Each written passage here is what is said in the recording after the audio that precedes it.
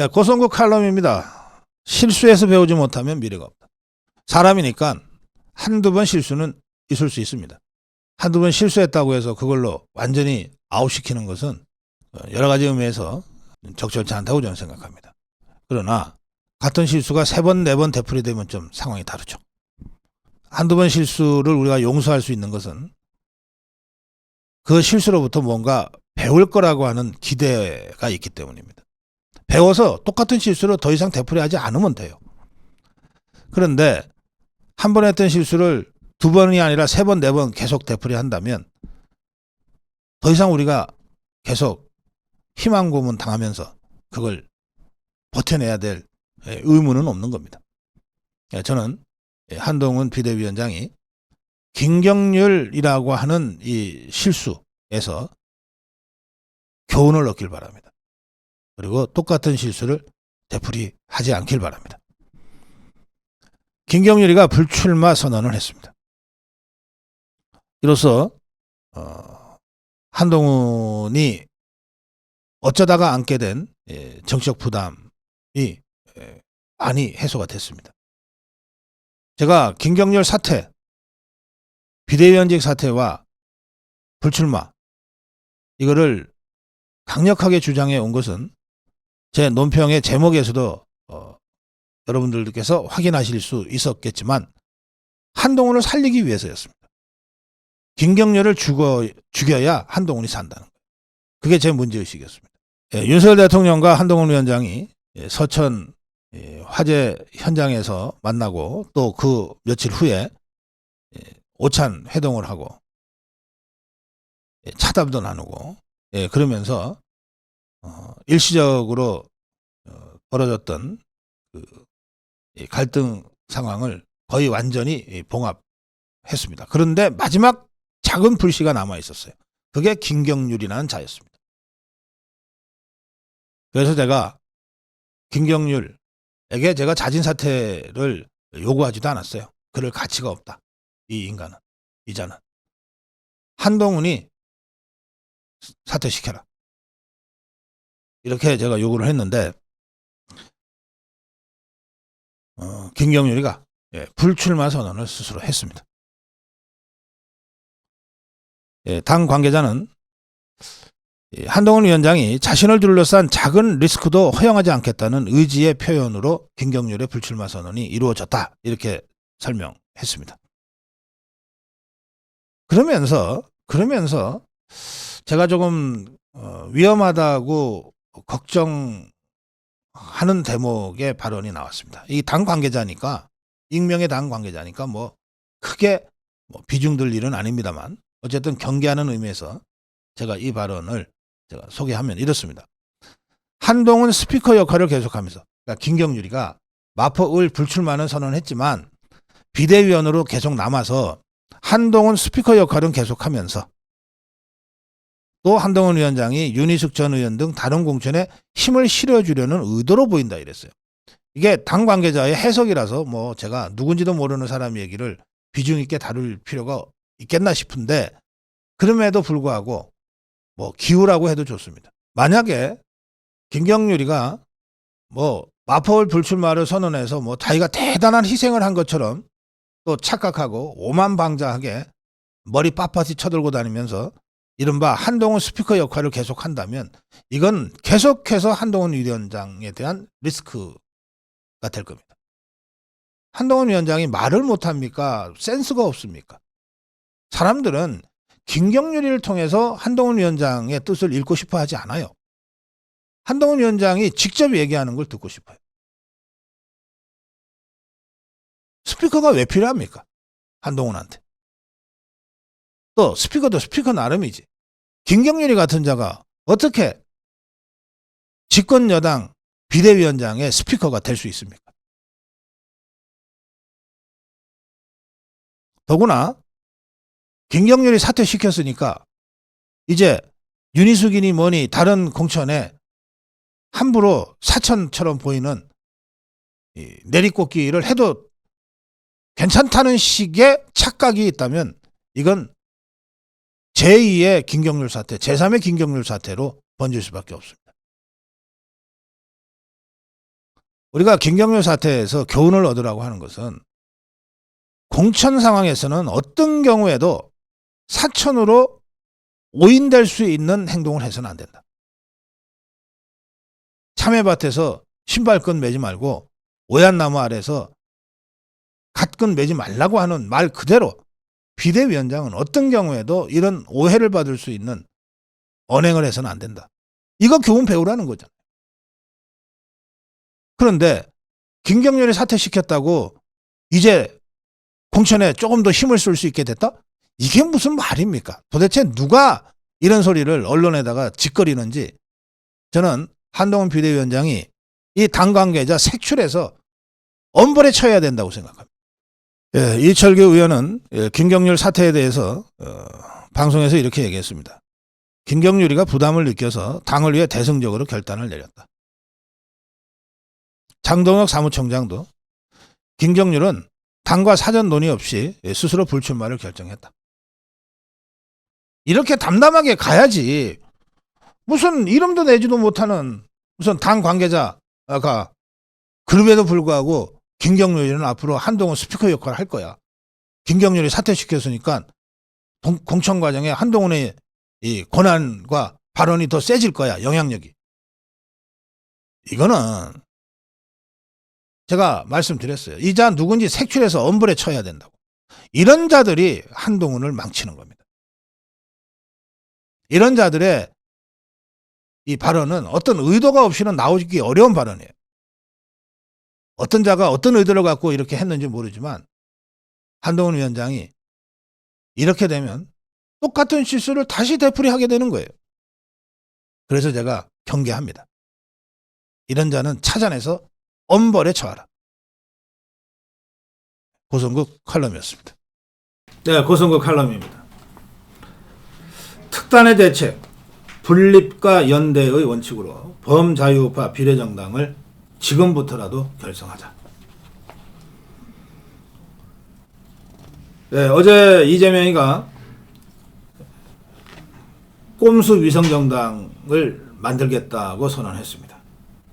선거법을 고치지 못하게 되자 지금의 이 괴상망측한 선거법에 근거해서 또 한 번 꼼수로 위성정당을 만들겠다고 선언한 겁니다. 이재명의 생각을 지금 한마디로 얘기하면 여기에 한 번 먹으면 되지. 배지가 중요하지 욕먹는 게 중요하냐. 뭐 이런 겁니다. 지금. 여기에 한 번 먹고 먹으면 그만이지. 뭐 내가 뭐 평생 욕먹고 살았는데 몸을 뒤집어 쓰고 살았는데 뭐 욕 한 번 더 먹는다고 뭐 그게 대수냐. 나 원래 그런 자야. 배지 하나 더 달면 되지. 뭐 이런 심정으로 이제 질렀습니다.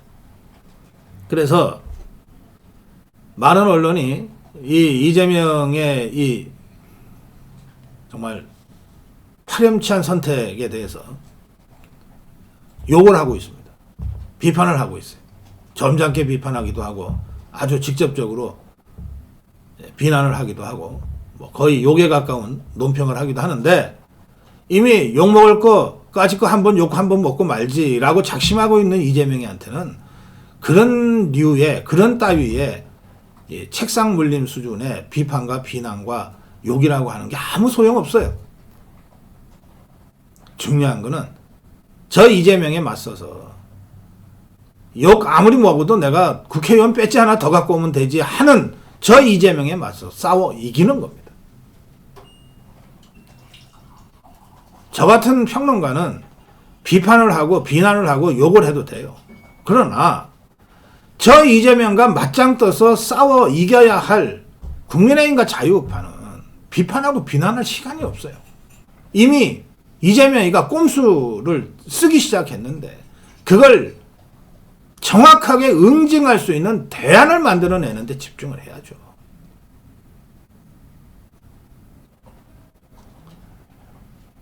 우리 고성훈TV 시청자들도 오늘 댓글에서 이재명 욕하려고 잔뜩 벼르고 오신 것 같은데 나 뭐 인생이 욕이야. 욕 한 번 더 먹는 게 뭐 어때서 라고 작심하고 지금 이 꼼수 파렴치한 꼼수를 장렬시켰는데 전원자한테 비난하고 비판하고 욕하는 것이 무슨 소용이 있습니까? 이럴수록 정말 냉철하게 상황을 분석하고 냉정하게 사태를 대응해내야 되는 겁니다. 그래서 저는 오늘 칼럼에서 뭐 여러 언론이 떠들듯이 뭐 이렇게 비판하고 그런 시간이 없어요. 뭐 또 48cm 투표지가 어쩌고 암호문 같다. 뭐. 핵심은 뭐냐면요. 통합형 위성정당이에요. 통합형 비례정당이 있어요. 이재명이의 어제 그 주장의 핵심은 통합형 비례정당입니다.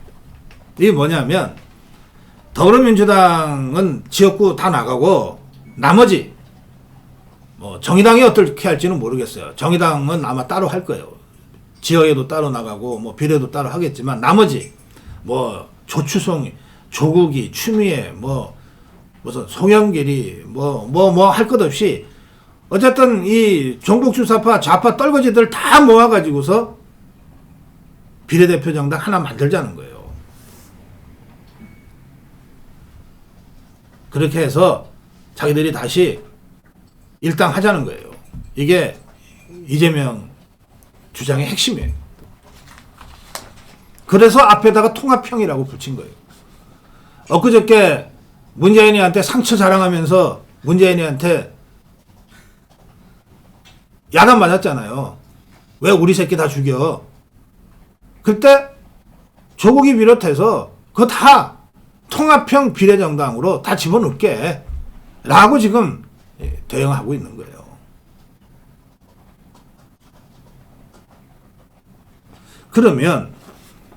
그럼 우리는 어떻게 해야 되냐? 우리도 지금 국민의힘이 이럴까봐 위성정당을 창당하기 위한 실무준비에 이미 착수했다고 보도가 며칠 전부터 나왔는데 저쪽은 어차피 같이 하기 어려운 정의당이니 뭐 이낙연 당은 놔두더라도 나머지는 다 하나로 만들어서 가겠다는 거거든요. 그러면 우리는 그보다도 그물을 더 크게 펼쳐야죠. 국민의힘의 위성정당 따로 만들고 지금 자유통일당, 자유민주당, 우리공화당 이런 자유파 진영에 오랫동안 정당 활동을 해오고 준비를 해온 그 정당들을 다 따로따로 비례로 나가게 하는 거가 아니라 국민의힘에서 지금 공천하기도 바쁜데 따로 위성정당 만들어서 창당 작업하고 준비하고 그럴 정신이 어디 있어요. 하려면 진작에 해놨었든지. 그게 아니면 이미 있는 자유통일당, 자유민주당, 우리공화당과 또 우리 광화문 태극기 애국 세력들과 전부 함께 하는, 그리고 국민의힘의 비례대표로 진출시키고 싶은 사람들이 다 함께 모여서 자유파 비례정당을 하나 만들자는 거예요. 그게 분립과 연대의 원칙입니다. 어차피 지금 국민의힘과 자유통일당과 자유민주당과 우리공화당 그리고 태극기 애국세력이 선거 전에 한 당이 되기는 어렵잖아요. 물리적으로. 그리고 생각들도 다 조금씩 달라요. 그러면 서로 분립할 수밖에 없잖아요. 분립하는 정당들끼리 근데 크게 봐서는 저 종북주사파와 적대적인 관계 아닙니까? 그러면 종북주사파와 적대적인 자유파 진영 내에 이러저러한 차이로 분립하고 있는 정당들이 선거에 임해서 대연합을 구축하는 것은 저쪽이나 이쪽이나 저 종북주사파나 우리 자유파나 꼭 해야 될 일인 거예요. 분립이 되어야 연대가 가능해요. 분립이 안 되면 연대 자체가 안 돼요. 흡수당하고 말지. 그래서 저쪽은 온갖 종북주사파 떨거지들까지 다 끌어모아서 하나의 통합형 비례정당을 한다고 하니 제발 국민의힘 우리끼리 알아서 할게. 우리 혼자 해도 충분해 라고 건방 떨지 말고 오만방자하게 나가지 말고 지역은 우리 국민의힘이 맡는다. 그러나 비례는 국민의힘에 비례 내보낼 사람, 자유통일당, 자유민주당, 우리공화당에 비례로 나갈 사람, 그리고 광화문 태극기 애국 세력, 자유파의 본대들 중에 비례로 나갈 사람들을 다 모아서 분립과 연대의 원칙 하에 자유파 대통합당을 하나 따로 만들자. 내부에서 치열하게 경쟁해서 비례대표 순위 경쟁하자. 그렇게 되면 자유통일당이나 우리공화당이나 자유민주당에도 지역구 출마를 준비해왔던 후보들이 있단 말이에요. 그 후보들은 국민의힘에 입당을 하든지 하는 방식으로 해서 공정하게 경선 나가서 지역구 단일 후보로 자연스럽게 조정하고 비례도 하나의 비례정당으로 위력적인 비례정당을 건설해서 제대로 대처해 나가자. 그렇게 되면 저쪽은 분열하고 우리는 통합하는 상황이 된다. 저는 그렇게 그동안 여러 차례 주장을 이미 해왔어요. 분립과 연대의 원칙으로 자유파 전체가 다 함께 할 수 있는 전략적 접점들을 만들어 가야 한다. 그런데 시간이 별로 없잖아요. 그래서 저는 이제 결론이 났기 때문에 현행 선거제 하에서 저쪽이 파렴치한 꼼수 위성정당 다시 만들어서 선거 노략질 하겠다고 하고 있으니까 우리도 거기에 맞서서 자유파 대연합을 분립과 연대의 원칙하에 구현하자. 그걸 하기 위한 재정당 사회단체 연석회의를 즉각 운영하자. 이것을 제가 국민의힘과 자유통일당, 자유민주당, 우리공화당 그리고 광화문 태극기 애국 세력들의 지도부에게 공개적으로 제안하고 촉구합니다. 분립과 연대는 필수 불가결한 선거의 전략이고 또한 필승의 전략이기도 합니다. 분립과 연대 원칙에 입각한 자유파 대통합 비례정당 결성을 위한 연석회의를 곧바로 시작합시다. 고성국 칼럼이었습니다. 네, 고성국 칼럼입니다. 한동훈 위원장은 이재명이의 그 야합 꼼수 위성정당 이거를 가지고 이렇게 한마디 했어요. 이런 정당이 있으니까 김의겸이 같은 사람이 국회의원이 되고 최강욱이 같은 사람이 국회의원이 되는 것이다.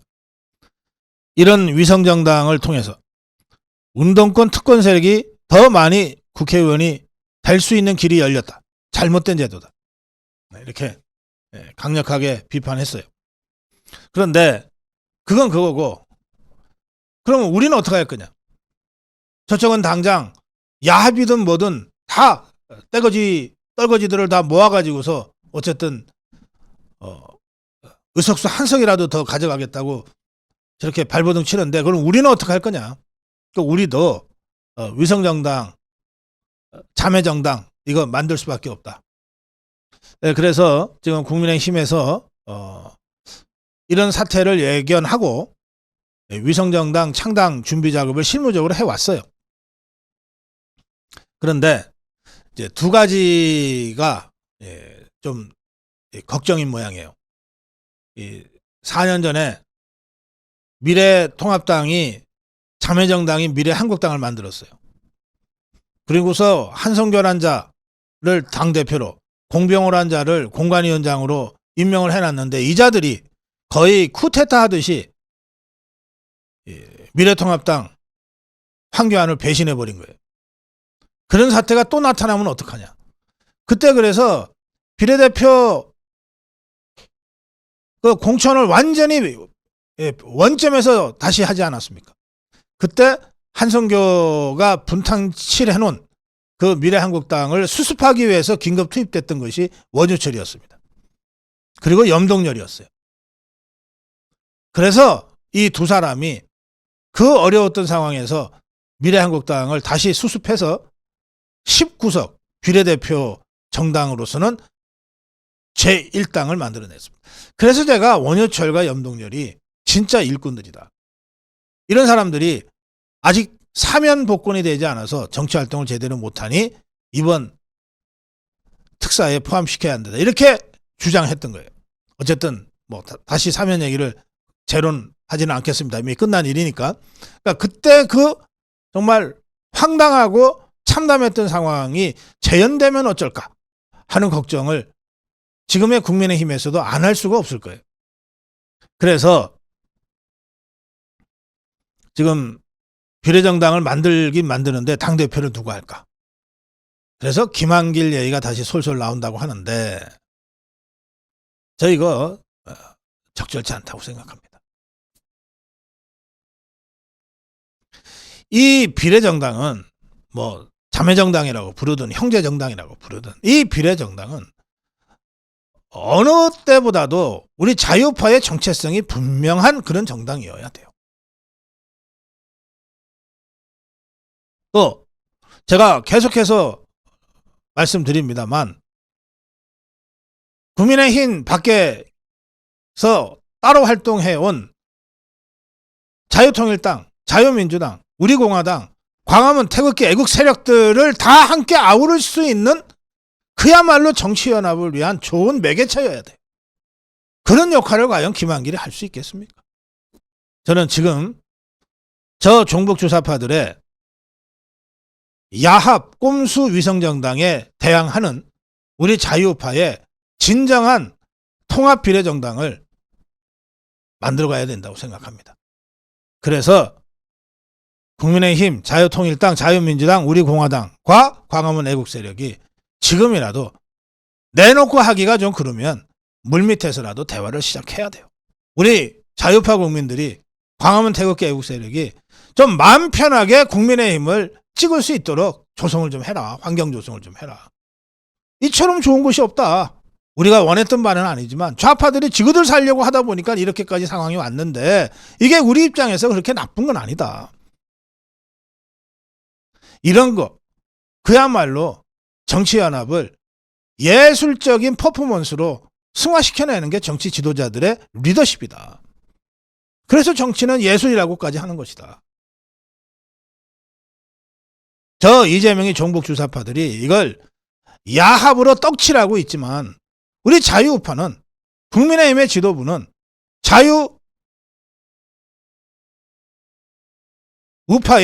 이 애국자들, 지도자들은 이것을 저 종북 주사파들이 떡칠하는 것과는 완전히 차원을 달리해서 정말 예술적 퍼포먼스로 이 문제를 풀어갈 수 있지 않냐. 풀어가자. 지금이라도 대화를 시작하자. 예, 그 말씀을 제가 오늘 고성호 칼럼에서 다시 한번 강력하게 촉구합니다. 고성국 칼럼이었습니다. 네, 부러우면 지는 거다. 부러우면 지는 거다. 고성호 칼럼입니다. 사실 제가 오늘 중앙일보 기사를 보면서 좀 황당했어요. 이게 뭐지? 좀 황당했어요. 예, 중앙일보 기사인데요. 제목이 말이에요. 김어준 고성국 앞에 줄선 후보들. 유튜버가 공천위원장 같다. 제목 자체가 참 악의적이죠. 아니, 저한테 줄선 후보들이 있습니까? 아니, 저한테 줄을 서려면 제가 알게 좀 서지.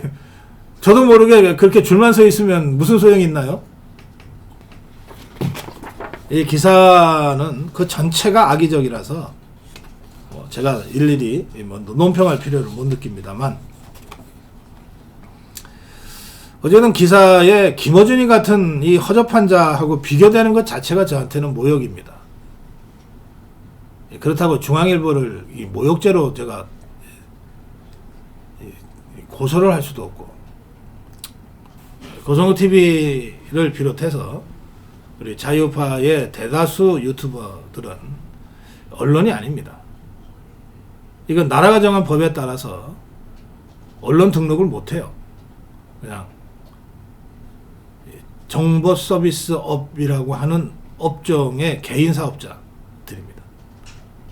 당연히 언론이 할 수 있는 여러 가지 권한을 우리는 행사하지 못합니다. 예컨대 프레스 어디 부처 출입이건 국회건 대통령실 출입 기자를 우리는 파견할 수가 없어요. 언론이 아니라 가지고 끼워주지도 않아요. 아무런 권한이 없어요. 그렇지만 하는 일은 언론과 같은 일이죠. 그러다 보니까 이 기성 언론들이 자꾸 유튜브한테 잠식이 되니까 유튜브를 시도 때도 없이 가짜뉴스나 퍼뜨리는, 돈이나 밝히는, 이런 식으로 동네 북처럼 두들겨 패요. 그런다고 해서 이 추세가 바뀌는 건 아닙니다. 이미 대한민국 국민의 절반 이상이 유튜브를 통해서 뉴스를 접하고 있어요. 기성 언론들 정신 차리세요. 여러분들이 제대로 언론 역할을 했다면 왜 우리 국민이 보기도 힘든 그 작은 스마트폰에 유튜브를 통해서 세상을 읽게끔 됐겠어요.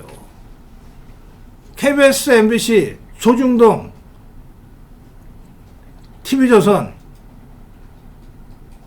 라디오, 이런 수많은 기성 언론들이 그 중에 단 몇 개라도 제대로 했다면 왜 대한민국 국민이 다 유튜브에 의지해서 세상을 읽게 됐겠냐고요. 그래 놓고 자꾸 시청자 뺏긴다, 구독자 뺏긴다고 유튜브 시샘하고 부러워하면 그거 지는 거예요. 부러워하면 진다는 말 있잖아요.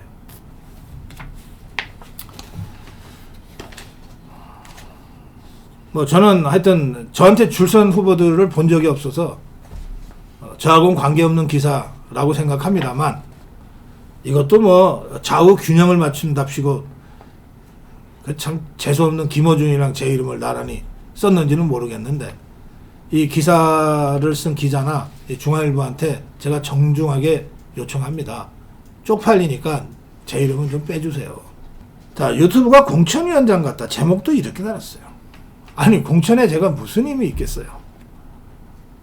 참 모르죠. 저쪽 종북 주사파 사정은 전 모르겠어요. 그러나 적어도 공천하고 저하고는 아무 관계가 없다는 걸 여러분들이 더 잘 아시잖아요. 자, 그건 그렇고,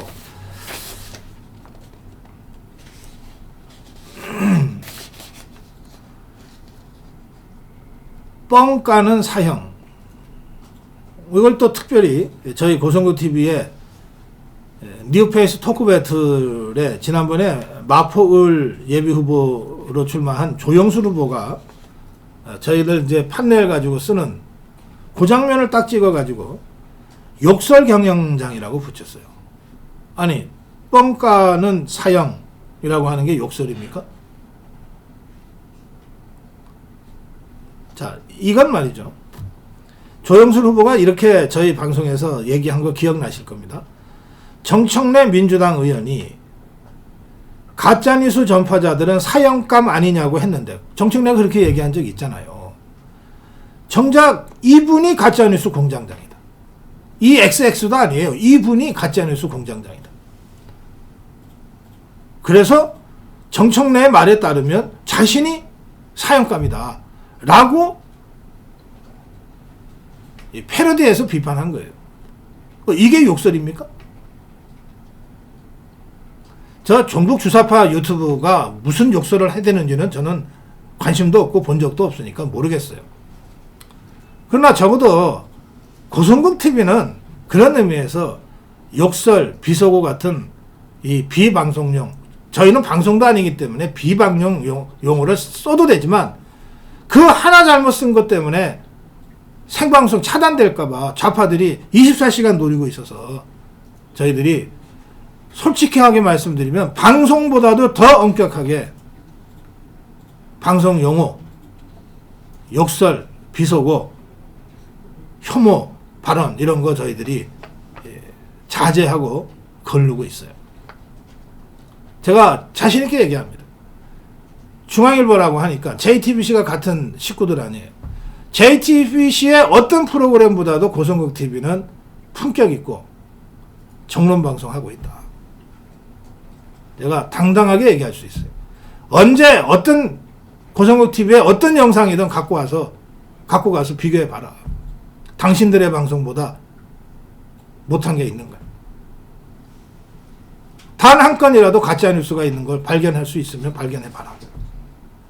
이렇게 유튜브를 공격하는, 정말 악의적으로 공격하는 이 기사가 그런데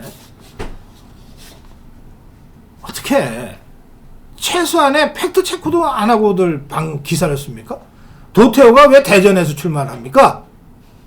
여기 이렇게 돼 있어요. 도태우 대전 중남 예비 후보도. 대전 중남. 도태우 후보는 대구의 중구 남구 선거구 예비 후보예요. 이거 제가 그냥 오타라고 생각합니다만 후보 입장에서는 황당한 오타죠. 또는 의도적인 오타일 수도 있어요. 지역구를 잘못 쓴다는 게 말이 됩니까? 어떻게 대전과 대구를 헷갈립니까? 거기는 정치부 데스크도 없어요? 이런 식으로 자기네 기사에 있을 수 없는 황당한 이 오류 같은 것들을 집어넣으면서 누굴 비난을 해 도대체. 이 도태우 후보가 우리 뉴메이크 토크 배틀, 뉴 페이스 토크 배틀에서 그날 한 말이 이거예요. 이재명 대표야말로 세상에 큰 재앙이다. 화재를 가져오는 인물이다. 나쁜 혀, 이 세상을 오히려 죽이고 불지르는 모습을 연상케 한다. 여기에 무슨 욕설이 있습니까? 여기에 무슨 욕설이 있어요? 도태우 같은 점잖고 품격 있는 자유우파 후보가 또 어디 있다고? 욕하라 그래도 못하는 사람이에요. 여기에 무슨 욕설이 있냐고. 어떤 비속어가 있냐고. 신랄한 비판이 있는 거죠.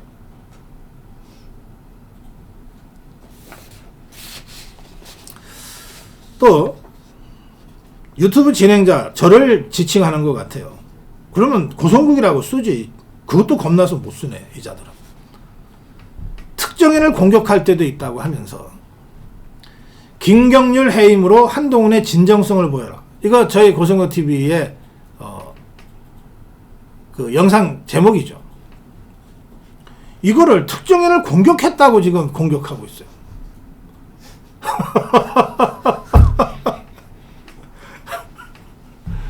아니 특정인 공격은 1년 내내 지난 3년 4년 동안 내내 김건희 여사 공격했던 저 종북주사파 기성 언론들이지.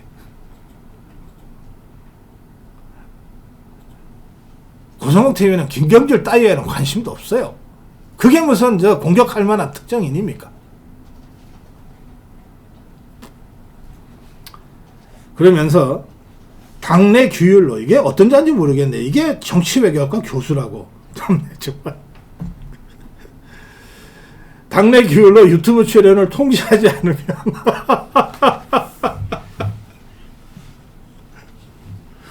무슨 수로 통제할 건데?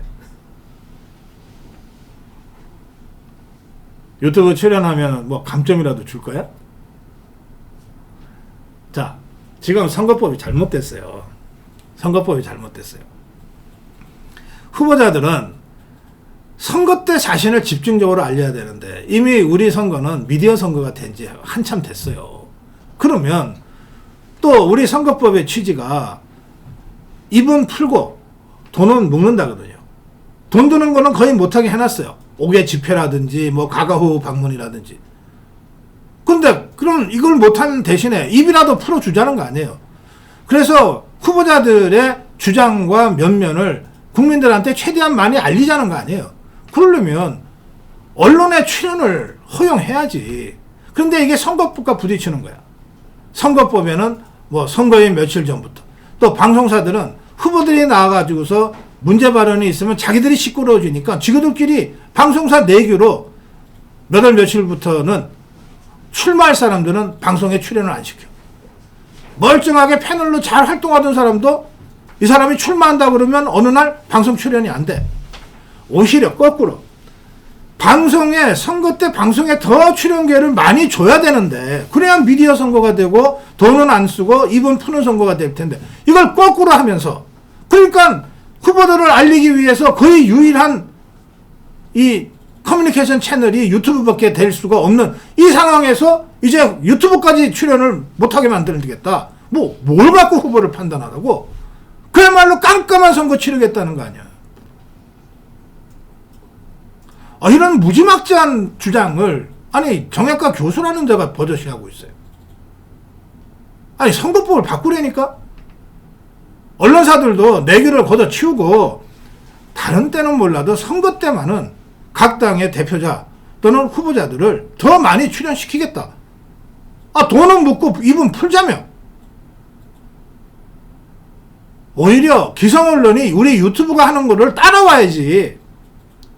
지것들이 바보같이 못하고 안 하면서 유튜브들은 그걸 못하게 맡겠다? 아니 21세기 대한민국을 중세 암흑 시대로 지금 끌고 가겠다는 거 아닙니까? 이런 그야말로 이 막말 망언 이걸 중앙일보가 무슨 특집처럼 큰 기사로 다루고 있어요. 그러니까 부러우면 진대니까 따라하라고. 유튜브가 가는 방향이 맞다 싶으면 따라오라고. 괜히 발목 잡지 말고.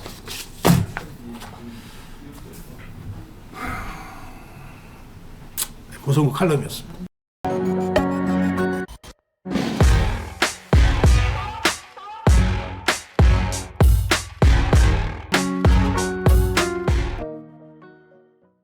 네, 고성국 칼럼입니다. 포스코가 고성국 TV를 고소했답니다. 아직 고소장은 아직 안 왔어요. 근데 이제 언론에서 보도가 되기를 고소했다고 보도가 돼서 이제 고소했습니다. 고소했답니다. 일단 그렇게 제가 전하는 것이고요. 고소장이 직접 오면 도대체 무슨 혐의로 어느 대목을 갖고 고소를 했는지 좀 자세하게 여러분께 설명드리겠습니다. 근데 제가 이 고성국 TV를 포스코가 고소했다는 언론 보도를 접하면서 느낀 생각은 그렇지. 불감청이연정 고소원이다. 우리 좀 고소해라 라고 하기는 좀 그런데 해준이 얼마나 고마운지 모르겠다. 좋다. 최정우가 후보 추천위원회의 이 인사 과정에 개입했는지 안 했는지 사실관계를 법정에서 가려보자. 네, 그렇게 제가 이 고소 사건을 대하고 있습니다. 아마도 이 고소장이 오면 어느 대목을 갖고 그렇게 시비를 거는지는 이제 구체적으로 확인이 되겠습니다만 고소장 오기 전에도 보도된 것에 따르면 2월 1일 목요일 칼럼 도둑들의 잔치 포스코 후추위라고 하는 이 영상에 대해서 아마 시비를 걸고 나온 것 같아요. 근데 이 칼럼에서 제가 이렇게 논평했습니다. 어제 저녁에 6명의 사장 후보가 발표됐다. 오전에 5명의 명단이 있었는데 저녁 9시에 6명으로 발표됐다. 이 과정에서 최정우가 난립하듯이 들어가서 기존 명단에서 황은연을 빼고 2명을 추가해서 수정본으로 바꿨는데 이렇게 돼 있습니다. 이게 포스코가 고성국 TV를 고소했다면 이 대목이 아마 그 고소의 그 근거가 됐을 거라고 짐작합니다만 말씀드린 대로 고소장을 직접 보고 이 문제는 다시 말씀드리겠습니다. 자,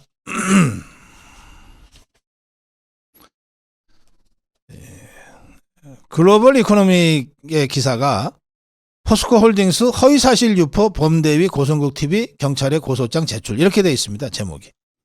그 내용을 보니까 고성국 TV 대표의 고성국 씨 등을 포스코 홀딩스가 수서경찰서에 고소장을 접수했다는 겁니다.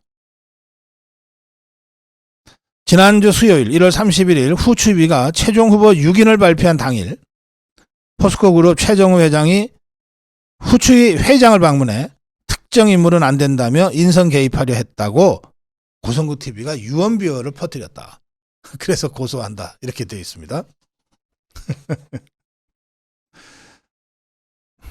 제가 방송에서 최정우가 후추위에 난입해서라고 표현을 했어요. 난입이라고 하는 거. 원래 그 회의장에 들어가면 안 되는 자가 들어가는 게 난입입니다.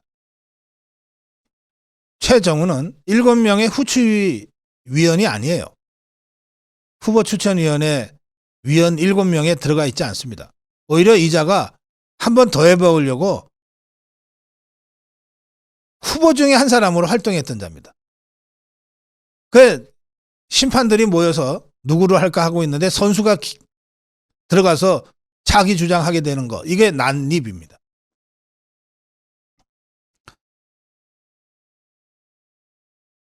제가 그날은 그 최정우가 후추위에 난입해서 영향력을 행사하고 애초에 5명의 1차 명단, 오리지널 명단에 들어가 있던 황은현이를 빼고 다른 2사람을 집어넣어서 5명 명단을 6명으로 공표하게 했다. 당장 최정우 구속 수사해야 된다. 후추위 전원 사퇴해야 된다. 이렇게 주장했거든요. 그때 제가 범대위 측에 그 제보를 받고 제가 그런 방송을 했습니다.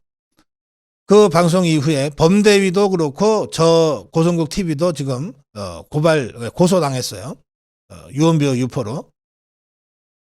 어젯밤에 그 유언비어 유포로 고소당했다는 소식이 전해진 이후에 다시 저한테 제보가 들어왔습니다. 최정우가 난입한 건, 후추위의 결정을 뒤집어 놓은 건 1월 31일 오전이었다고 합니다.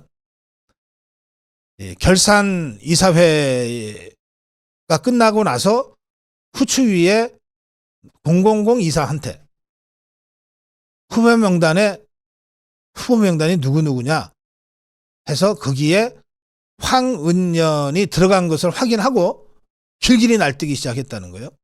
황은연이가 우리를 고발한 장본인인데 어떻게 황은연이가 그 명단에 들어갈 수 있냐. 너네 황은연이 차기 회장으로 뽑으면 너나 우리나 다 죽어. 빼야 돼, 황은연이는.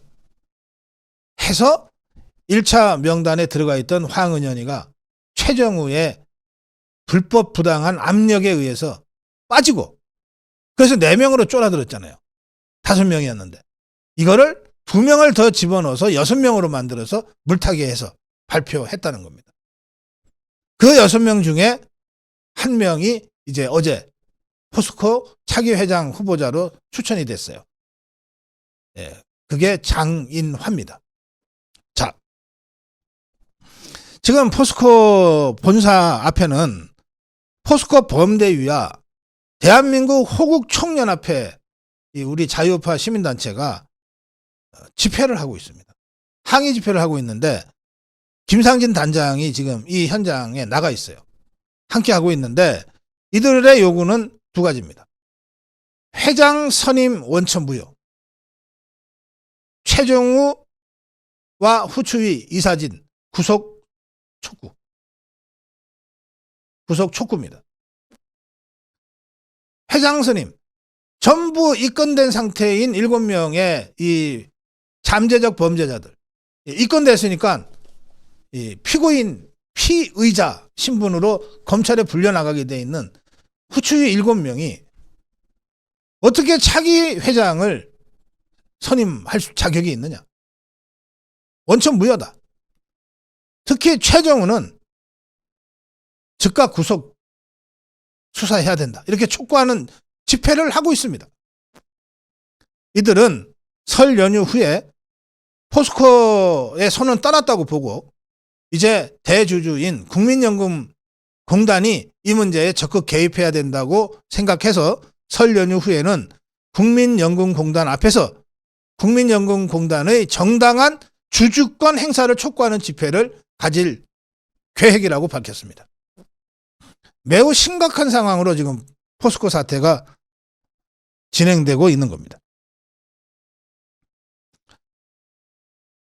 이 포스코 범대위는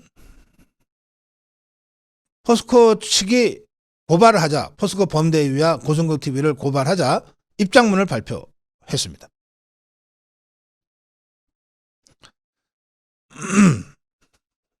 포스코 범대위의 입장문은 이렇습니다. 성명서인데, 자격 상실의 후추위가 추천한 문제의 장인화를 강력히 거부한다. 범죄 피의자들로 구성돼서 도덕성과 공정성을 상실한 포스코 후추위가 8일 오후, 어제입니다, 장인화를 최종 회장 후보로 추천한 것으로 이제 후추위는 어쨌든 회장을 추천했으니까 역할이 끝났다. 원천적으로 자격이 없는 후추위지만 그나마도 회장을 추천했으니까 장인화로. 그러니까 후추위는 이제 역할이 끝났다. 빨리 없어져라. 이겁니다. 우리는 처음부터 후추위가 회장 추천 자격을 상실했기 때문에 그들의 모든 결정은 원천무효라고 천명해 왔다.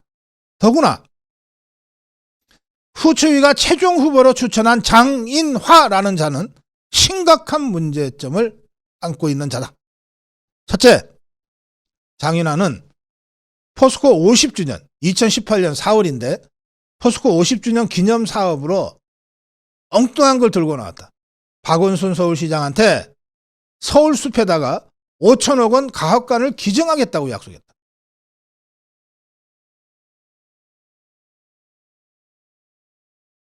그리고 그걸 추진했다. 그러다가 포항 시민들의 강력한 반대에 부닥쳤다. 아니, 포스코 50주년을 왜 서울숲에서 해? 거기에다가 박원순이 갑자기 죽는 바람에 흐지부지 끝났다. 그때 포항 시민은 아니, 포스코 50주년 기념을 서울숲에서 할 거면 포천에 있는 용광로도 서울로 옮겨가 라고까지 항의를 했다. 박원순이하고 이 장인화가 경기고등학교 동기인 모양입니다. 아, 이거 또 경기가 나오네.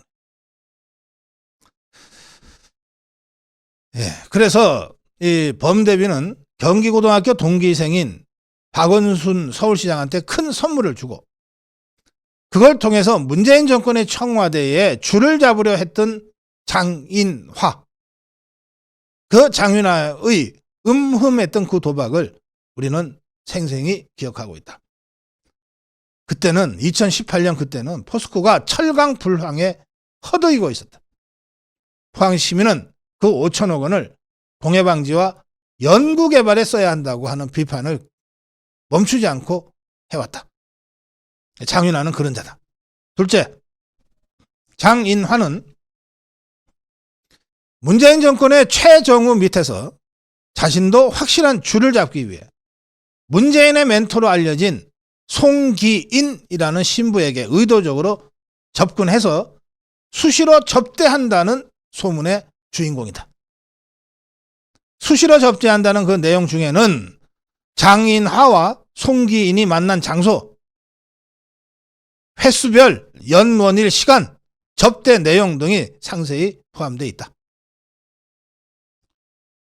이게 매우 심각해서 지난 6일 포스코 노조는 신임 회장 조건에서 외풍에 흔들리지 않는 것을 제시했는데 장인화의 등에 붙은 꼬리표는 포스코 노조의 조건에 정면으로 위배되는 것이기도 하다. 이것도 조사가 필요한 것 같습니다.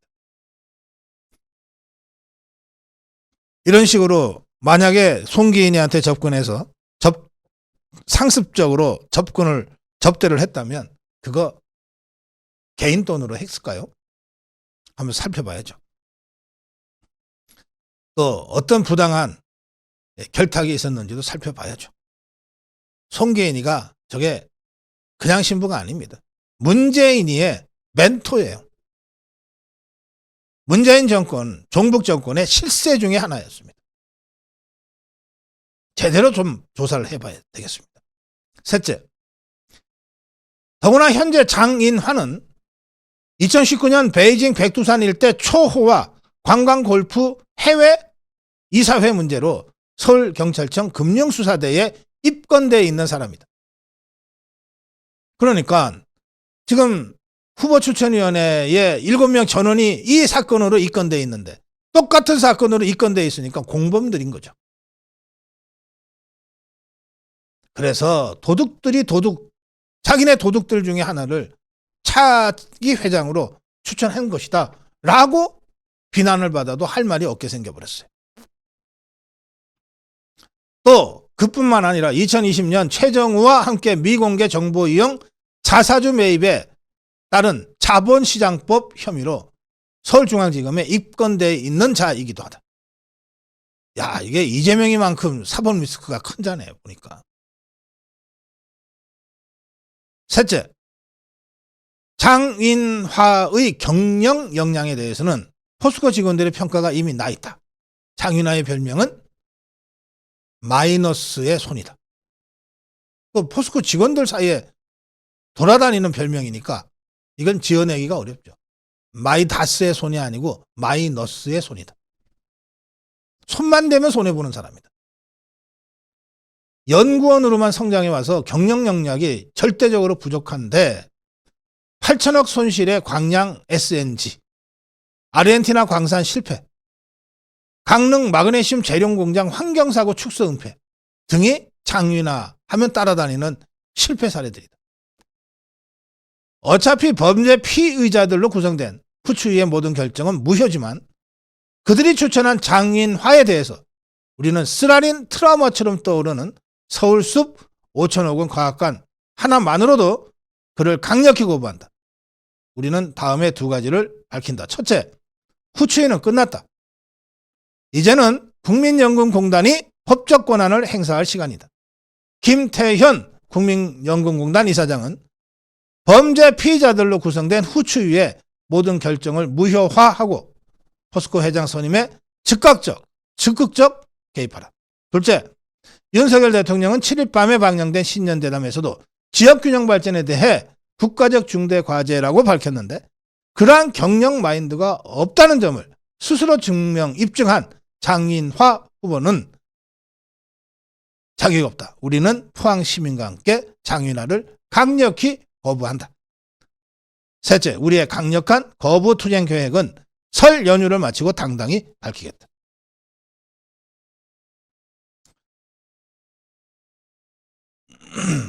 현재까지 국민연금은 장윤화에 대해서 찬성 반대 등의 별도의 입장 밝힐 계획이 없다고 알려져 있습니다. 현재까지는. 그러나 주주총회로 가는 과정에서 이렇게 파행으로 얼룩진 포스코의 차기 회장 선임 과정에서 관련해서 제1대 주주인 국민연금공단이 아무런 입장 표명 없이 그냥 범죄 피의자들로 구성된 후추위의 황당한 결정을 추인한다면 후추위 포스코에 이어서 국민연금공단도 강력한 비판에 직면하지 않을 수 없다는 점을 강력하게 경고합니다. 국민연금공단이 정당한 개입 그리고 신속한 적극적 개입을 해야 된다. 이 점을 다시 한번 강조합니다. 제가 오늘 고성욱 칼럼을 마무리하면서 한 말씀만 드리겠습니다. 불감청위원정 고소원이다. 우리가 해달라고 하기는 좀 그렇지만 해주니 얼마나 고마운 줄 모르겠다. 좋다. 최정우가 후추위에 부당 불법적인 방법으로 개입을 해서 아이언맨 황은연을 배제시키고 지 똘마니인 장윤아를 차기 회장 선임으로 만드는데 영향력을 미쳤는지 아닌지는 법정에서 가리자. 그런데 이 견지망월이라는 말이 있습니다. 저는 최정우와 장인아를 가리켰는데 이 자들이 고성국 TV 저 손가락에 있는 작은 먼지 하나를 보면서 시비를 걸고 있어요. 오후였냐 오전이었냐.